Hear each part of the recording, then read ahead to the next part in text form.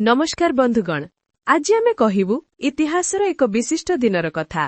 4 नवेम्बर एही दिन दुनियार पृष्ठरे घटी आइथिबा घटना मानकर स्मृति। हरिना एही दिनर कथा सुनिले बुझा जीव केउठी परिवर्तन, केउठी संघर्ष आउ केउठी प्रेरणा। चाल आरंभ करिबा। प्रथमे विश्वर घटनाक्रम। 4 नवेम्बर 2008 बराक ओबामा अमेरिकार प्रथम आफ्रिकीय अमेरिकन राष्ट्रपति भावे निर्वाचित हेले। एही दिनटी इतिहासरे समानता आउ परिवर्तनरु प्रतीक अटे। आउ 1995 रे इस्राएलर प्रधानमंत्री यित्साक राबिनकर शांति सभा परे हत्या होइथिला। एही घटना शांतिर मार्गरे बलिदानर एक अभूला स्मृति। 4 नवेम्बर 1845 वासुदेव बलवंत फटकेकर जन्म होइथिला, जे भारतर प्रथम क्रांतिकारी बोली परिचित थिले।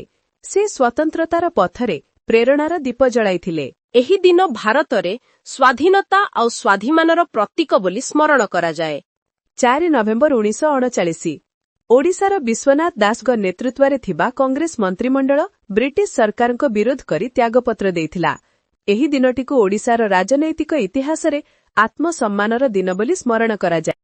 ठीक कथारिना एही दिन ओडिशा देखाइथिला लोकशक्ति आउ निर्भीक नेतृत्व काहाकु कुहा जाए। त बंधुगण, 4 नवेम्बर एक दिन जेउ दिन दुनियार भारतर आउ ओडिशार इतिहास एकत्र जणा दियागला। एथिरे आजिर रीना और मीमांकर कथा समाप्त।